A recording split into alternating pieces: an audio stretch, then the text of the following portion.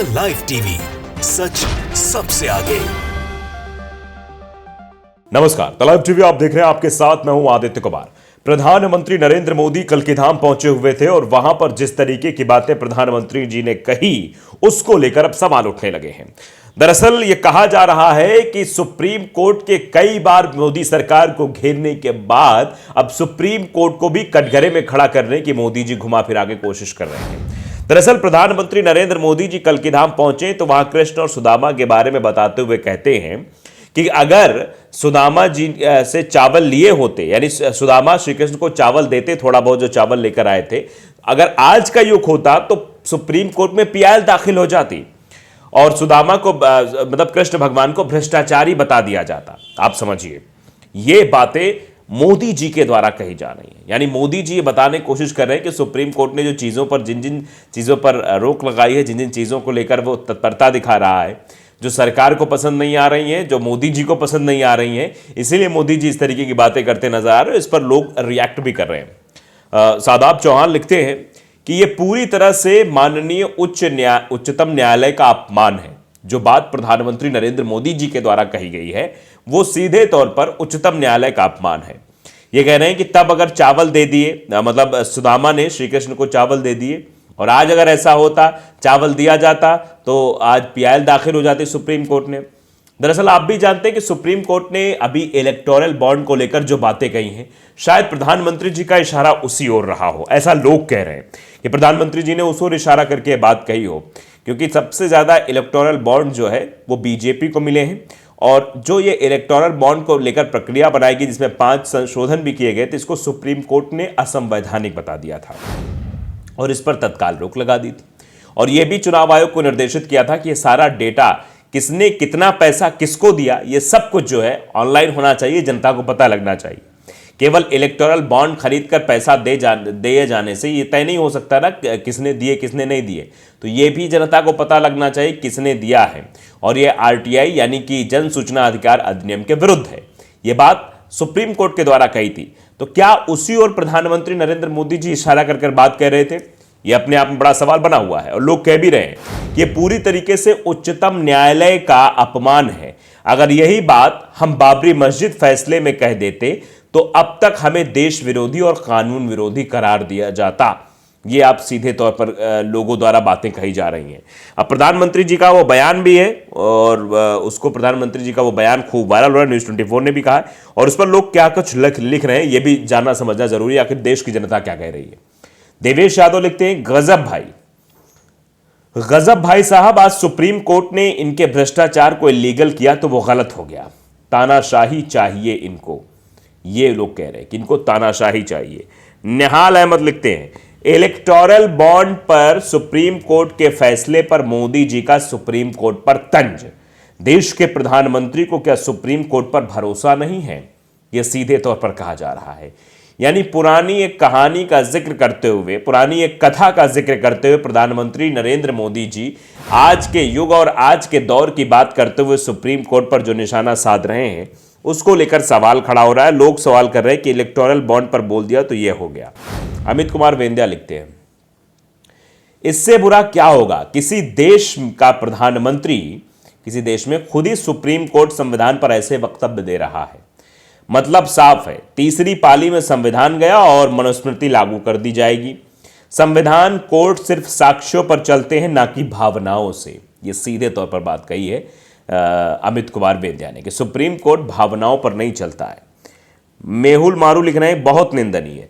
देश के प्रधानमंत्री सर्वोच्च संवैधानिक संस्था सुप्रीम कोर्ट के बारे में धार्मिक आस्था की आड़ में ओछी टिप्पणी कर रहे हैं। ये लोग तक कह रहे हैं कि ये ओछी टिप्पणी की गई है मोदी जी के द्वारा, ऐसा नहीं किया जाना चाहिए था। अशोक कुमार लिखते हैं, हम बहुत उत्साहित होकर 2014-2019 में बीजेपी को वोट दिया था। आप समझिए, जो प्रधानमंत्री जी को 2014 और 2019 में वोट देने वाले लोग हैं वो क्या कुछ कह रहे हैं। अब ठगा सा महसूस कर रहा हूं। पटना के बीजेपी सांसद विधायक सभी धोखेबाज हैं। रोजी न रोजगार, केवल नफरत का बाजार, कमल का फूल आखिरी भूल। अशोक कुमार, गर्दनी बाग, पटना, और अपना नंबर भी उन्होंने दिया है।